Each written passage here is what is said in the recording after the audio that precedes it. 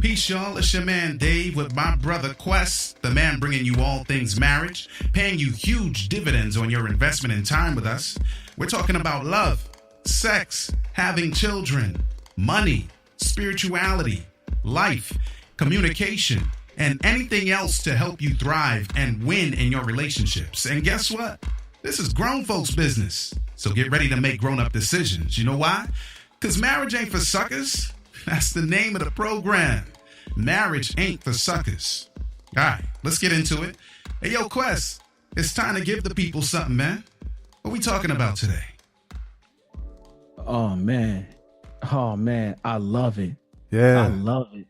I love it. Welcome to another edition of the Marriage Ain't for Suckers podcast, or my man D likes to say program.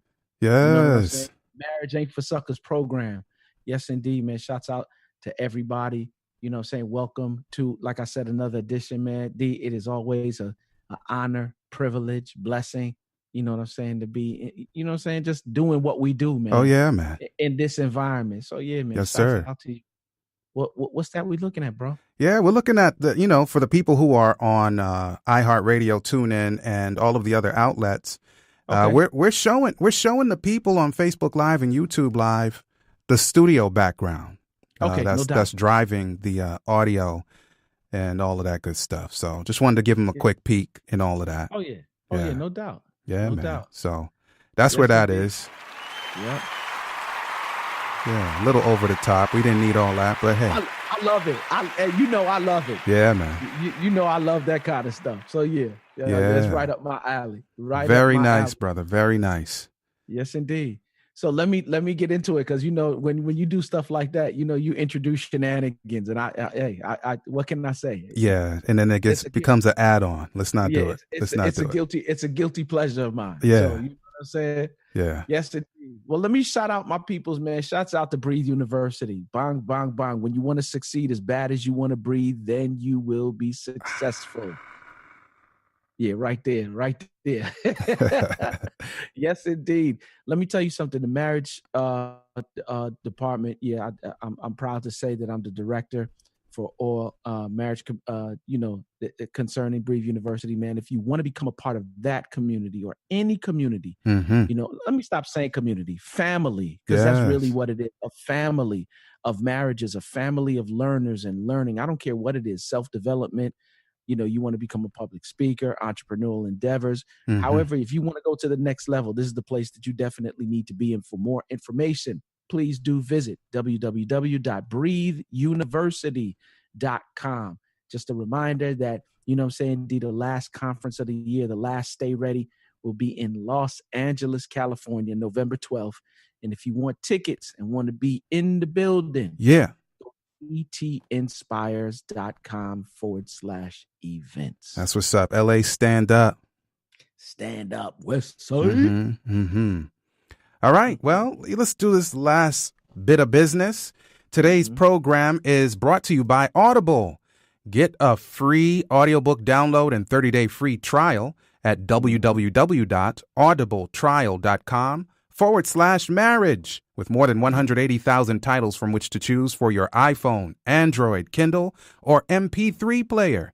And today, Quest, guess what?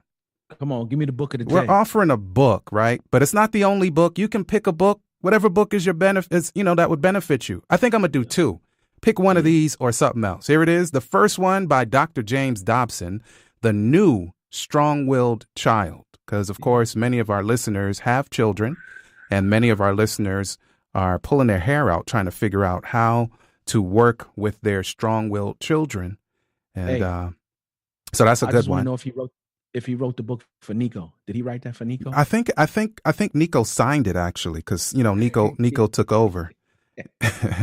Yeah. So that's a good one. An incredible one, actually. Look at him. Big smiley face. Yeah, this dude right here. Yeah, man. And listen, Josiah and Nico are the same boy. So yeah, it's a good book. And one more. Let's go with Every Man's Battle by Steve Arterburn and the people from what is it? New Life Live. I love that psycho stuff. Psycho stuff.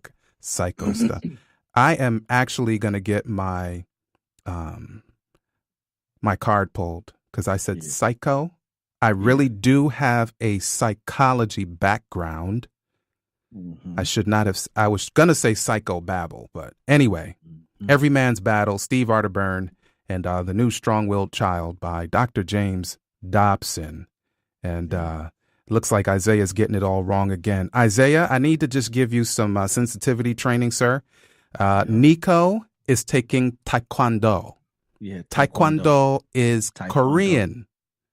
Oh, I'm really not saying that to you. I'm really being passive aggressive toward Quest because Quest always says karate. Karate is not Korean. It's a martial art from a total different country, namely either Japan or Okinawa.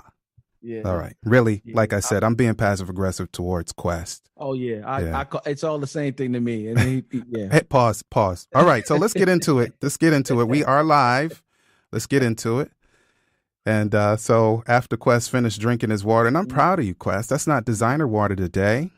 Oh, that's wow. Water. That's good water, man. I like it. That's what we're doing? Yeah, Deer Park. No, that's water. That's good water. Yeah.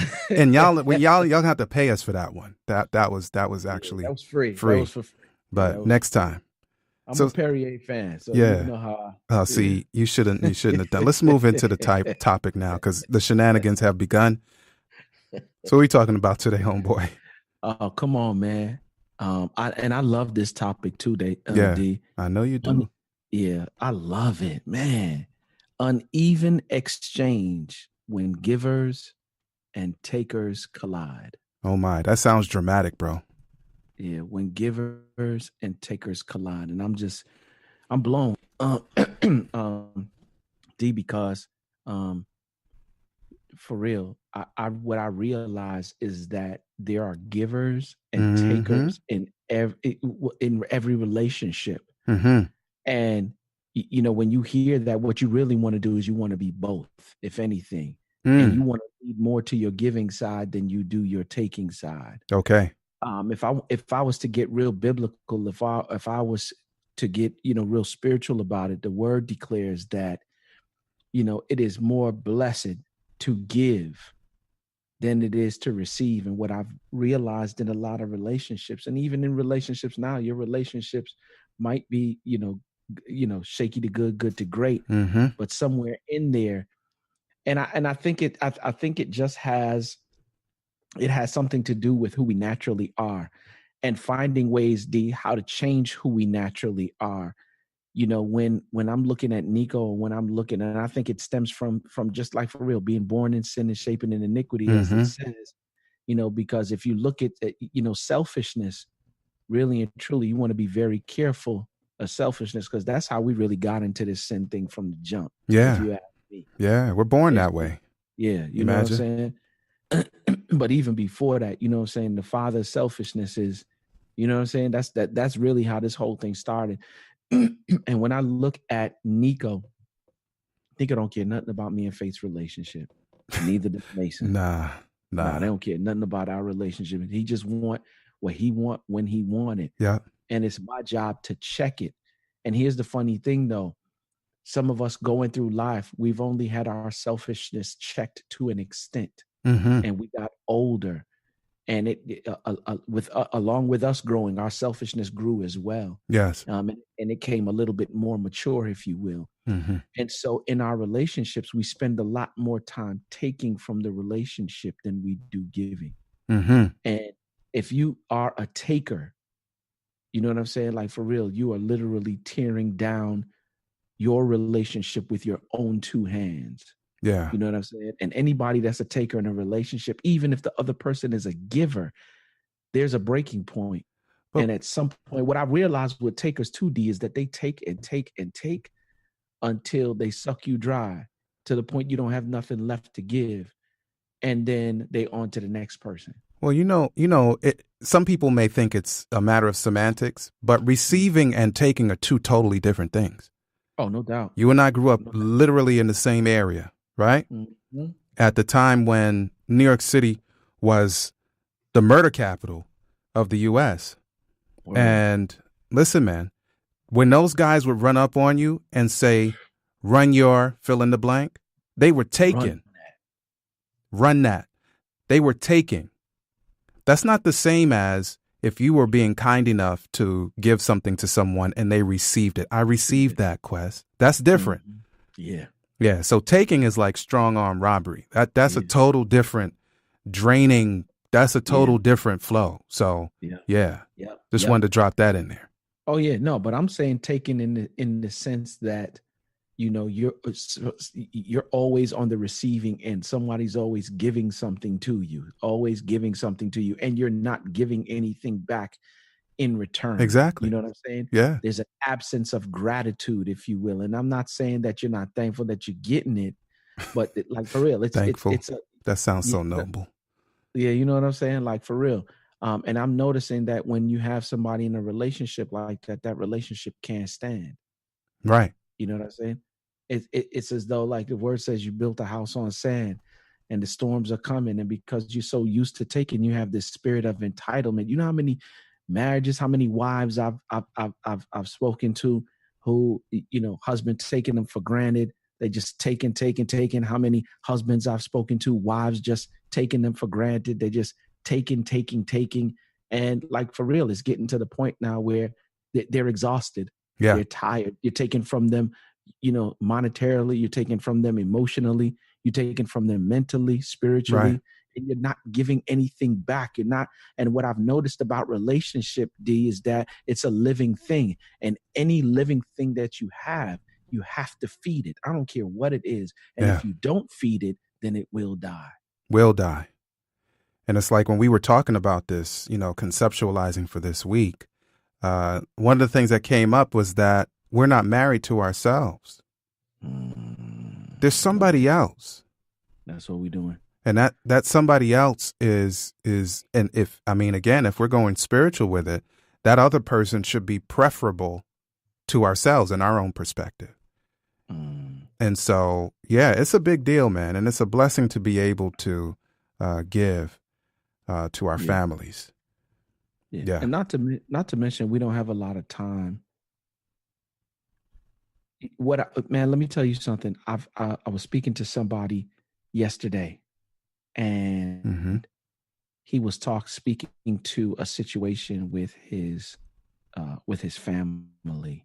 And this is not a husband-wife type thing. This is just like a relationship between it's a step parent and him as an adult now. You know what I'm saying? And he was just explaining to me, you know, that, you know, it's one of them situations where the parents are getting older and they looking for my man to call and do all of these different things now that they're getting older.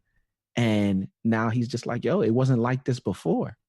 Now they putting expectations on him to keep in touch and do all of this other stuff. And he is like, yo, no disrespect, but, and I'm not saying that I won't do it, but he says it's such a stressor now because I'm just like, yo, in the years of opportunity, when you had to invest in the relationship, now we hear, you know what I'm saying? And you trying to take from stuff that you never invested in.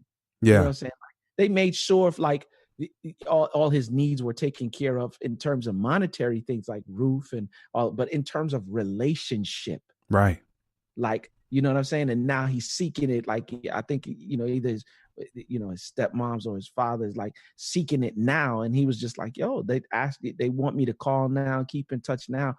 And they never really invest. Well, of course his father did, but his stepmom's never really invested in him in terms of, you know what I'm saying? And now she's wanting him, why he don't never call and why he don't do this. And I'm sitting there like, you know what I'm saying? I can see where he's coming from. And of course he's going to do it, you know, regardless of, because he's just trying to operate with the love of Christ really and truly. Of course. Right.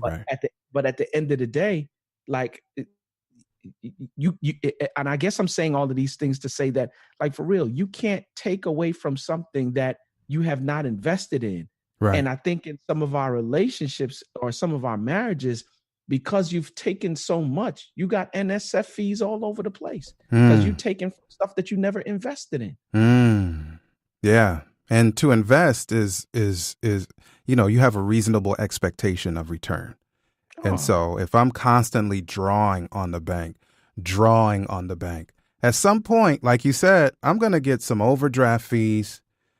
And if that's my marriage, and I'm a man in this case, then what does an overdraft fee look like in my wife? How is she emotionally now? Because I've been always drawing and not often investing. How is she spiritually if I'm always drawing and seldom investing? How is she when it comes to her being a wonderful mother if I'm always drawing, and not investing? So there are things that we all need. We all need, improvement on. But but some people, it's almost like an epidemic in some people's lives where they just don't understand what it means to give. So let's speak to that real quick, because that's what relationship is. I don't care what nobody say. Yeah, that's the whole point of it being relationship. Yeah, exactly. You get in, there are people getting into relationship and they don't really understand the fullness of what this is. Right. Relationship it is not and never was an institution. Let's speak specifically to marriage. Marriage never wasn't and never was an institution that you look for somebody else to give you stuff or to make you happy. Although that is the general consensus. Well, it might be a little bit different now, but that at a point in time, if it's, still isn't a general consensus that you get into a relationship and the mindset is, can this person make me happy? Right. That's sort of the first thought for some people. Yeah. And really what it should be is, what can I do to make you happy? Yeah. What can I do to enhance your life? What can I give to you? How can I serve you? You know what I'm saying? That really and truly should be the first. So let's talk a little bit about the ways that we take from relationships. I remember one situation, and I had a conversation with a friend this week, and he knew, like he identified it immediately, and he was just like, man, I have not been in a vulnerable state, with my spouse. My anger is getting out of control. You know what I'm saying? And it's becoming an emotional drain on my family. Yeah.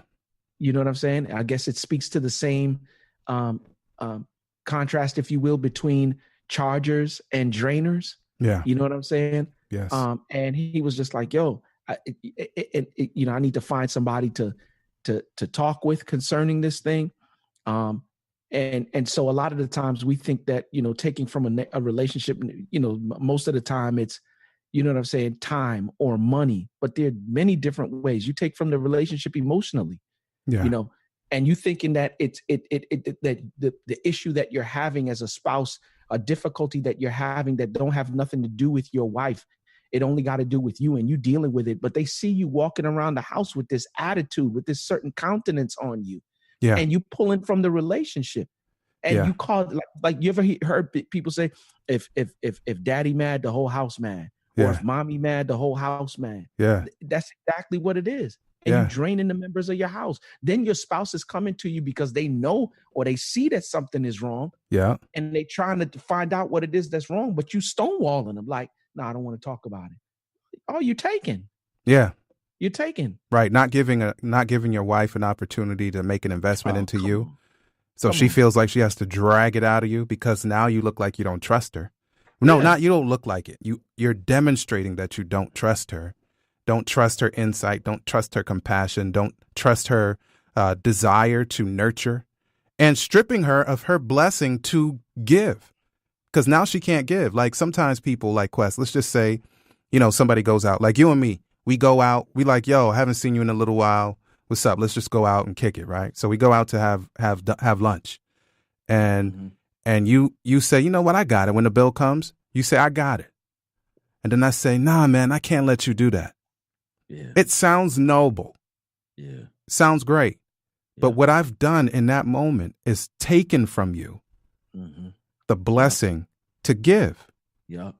Because I'm saying, no, Quest, I'm not going to allow you to be generous. I'm not going to allow you to receive whatever happens, the joy that you get when you're able to give, because I want to insert myself here.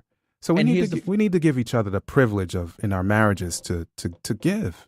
Yeah, and not only that, D, in that same situation, there's a balance to that. Yes. Because if the next time comes again Yeah. and you paying again, and the next time comes again and you paying again, and the next time comes again and you paying again, it gets to the point now, unless you know what I'm saying? Like, unless where we are is two different places. You know what I'm saying? Like, for real. Now I'm taking from you and not giving to you. Yeah. You know what I'm saying? And so now the next time that rolls around, I'm like, okay, you would extend the same opportunity to me. You know what I'm saying? Like, no, I got it this time. Last time you had it. Yes. You know what I'm saying? Don't you know now what I'm that's saying? different, right? You know what I'm saying? Like, for real. So there's a balance in it. And that's why I'm saying, like, just as much as you take, you should give, if not more. That's right. You know? I have some friends. Okay, I'm going to say who they are. I'm putting them on blast. So my friend Justin, you know him. What am I saying, my friend? We all grew up together. No doubt. Yeah, so, okay, so Justin, my brother Reed, and Mrs. Reed. So I visited them years ago. Mm-hmm. And one of the things that his wife, Adrian, said, it was something like I'm in their kitchen. We're about to have dinner, and there's a ton of us there. I mean, just their family and ours, and it was a good number of people. Yeah, shouts out to Adrian. Yeah. And she said something like, I love to serve him. Ooh. And dude, that actually gave me sort of brain freeze. Ooh. And she wasn't saying serve him food. It just happened that we were about to eat or whatever. But she said something like, I love to serve him. And I could see in her countenance, that's the space behind your face, the parts you can't hide. All right, yeah. I could see in her countenance that, dude, she was as serious as it comes, man. And then Justin said something else. I can't even remember what he said. It was equally beautiful, but I was just so taken aback by her manifesting her pleasure and loving him in whatever way that is. I don't know what they do, what that means, but I knew it was sweet just hearing that little bit. Yeah. Yeah. So big up to the Reeds, man. Oh, shouts out to the Reed family. And it's whatever his response was, I'm sure it was equal to, you know what I'm saying? It definitely was. I was just so blown away that I heard his thanks. I heard his, sort of reciprocal feeling, but I just got stuck on what she said and the way she said, and it was completely sort of out of context. Like it had nothing to do with anything that we were doing or talking about. It was just like, yeah, the basketball game is on. I just love serving him. Like, you know what I'm saying? And I was like, what? Yeah. Yeah. How good is that? Yeah. And I'm saying that's really what makes the whole thing work. It is the balance of giving and taking. You know what I'm saying? Yeah. Like, for real. And here's the funny thing. What we forget, sometimes is that when you, oh man, hold on. Yeah, you forgot the cough button. You forgot you had that. I forgot I had the cough button. Yeah, man. Y'all over there changing seasons, so it just sneaks up on you. I see. Oh man, I'm telling you, D. Yeah. So what I was speaking to was, man, I lost my train of thought just now, D. You just blew it out. Oh man, I just sneezed it right on out. But yeah, I guess what I'm saying is that, it takes the giving and taking for this whole thing to work. Yeah. You know what I'm saying? Like, for real, it takes giving and taking for this whole thing to work. Now we can say, like, for real, you can't beat God's giving no matter how hard you try. And people relate that to, I just give and give and give, and God just keeps giving back and giving back. But at one point, do you give other people the ability or rob other people of their blessing in giving to you? Because I know people like that. Yeah. You know what I'm saying? Like, for real, no, you ain't gonna mess up my blessing. You know what I'm saying? Well, shucks, if I have an opportunity to give too, and I'm messing up your blessing, at what time do I get my blessing for giving to you as well? Yeah, let me speak to that, bro. You can apply it to your marriages, okay? You can do that. Y'all can do that, right? You can get this figured out. So there are people in the faith community who look all shiny, like, look at you, Quest. Got that old expensive mic, and look at that beautiful family photo behind you, bro. Isn't that sweet? Leather chair. Look at that reclining swivel chair in the studio space. Isn't that nice? Man. And yet, maybe Quest, not saying he is or isn't, I'm just saying, maybe Quest is having financial issues. Yep. And Go Quest on. is not able, for whatever reason, to take care of his monthly responsibilities. Come on. And if, God forbid, Quest is proud in a negative sense, Quest is not going to speak to anybody in his brothers and sisters community. Mm-hmm. Even though Quest would help somebody else, Quest is going to keep it quiet because you know what? Quest don't want nobody to know. Quest is too proud. And I shouldn't have used Quest. Yeah. But too proud to say, I need a little help. Yeah, no doubt. And so there are many people like Larry Burkett, the late Larry Burkett from now the Crown Financial, but it used to be Christian Financial Counseling. Mm-hmm. He used to say God's people have what God's people need. And if you are willing to give other people in need, why are you so proud and disrespectful that you would not reach out for help? Can you imagine? This is deeper than normal, Quest. Oh, wow. Yeah. But you know what, though? That goes to what is the text, D, that says, I don't want to use hate because I'm not sure that the text says hate, but the Lord dislikes a proud or haughty spirit. Oh, don't have a problem with the word hate, bro. Oh, because it is okay. Is that I'm just saying there are so many. We had a discussion the other day and today about the different things that God hates. Yeah. His hatred is not our hatred, but he hates certain things. Yeah, but it says that he resists. Yeah. He resists a proud. Yeah. Proud spirit. Yeah. Yeah. Yeah. So it's a blessing to be able to just be vulnerable when we need something. And now you bring it into the household. Again, give our spouses the opportunity to be of help and service to us so we can, grow together. Well, I got to feel like I'm all powerful all the time. And I'm the one that has the strength to make sure everybody's fine. And, come on. So what impact does that have on my spouse? Yeah, come on. Yeah. Come on. Yeah, tell it. Yeah, so that's it. And I say all of that to say, D, like for real, we don't have a lot of time to get this stuff together. That's right. And I believe that this giving and taking thing is very foundational. Yes.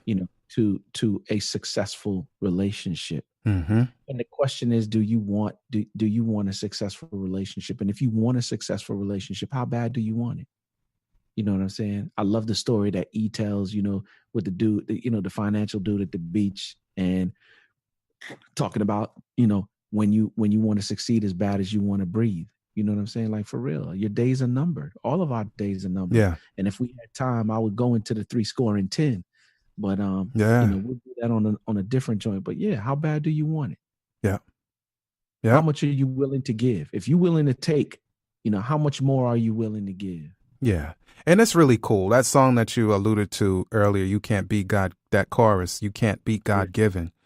It's the sweet thing, like having a competition, and I mean that in a light way, having a competition at home of who can be the kindest, who can be the most generous. Oh, yeah. Who can be the most thoughtful. Oh, you shouldn't have. Yeah. That's a sweet spot to be in, man. Oh, yeah. I mean, it's just like the Reeds. I love to serve him. Yeah. And, I love to love her. You know what I'm saying? Like, yes. That's the good thing, man. So it's a blessing to be able to do it. It's a blessing to be able to experience our spouses to the fullest, because if we're only givers or only takers, then we're missing half of the pie, man. And you don't want to do that. Yeah, no doubt. Yeah. I know I don't. Mm-hmm. Yep. Yeah. What happened? Yeah. You got spellbound, bro. Why you say that? Because you just stopped. Oh, no. I'm looking at you at the prettiness of that's my fault. That's my fault, man. I there I go. There I go again. But at the prettiness of the board. Like Quest always says, man, y'all stay focused. And thanks for enjoying this with us. Yeah, we see y'all, man. There you have it, y'all. I hope you've enjoyed your time with us. Marriage is about mutual love and mutual respect, and it works for those willing to make it work. Real talk, our spouses are treasured jewels given to us to make life better. And the sooner we learn to value one another will be the sooner we become the absolute best versions of ourselves we can be. Until next time, peace. Oh, yeah. Oh yeah.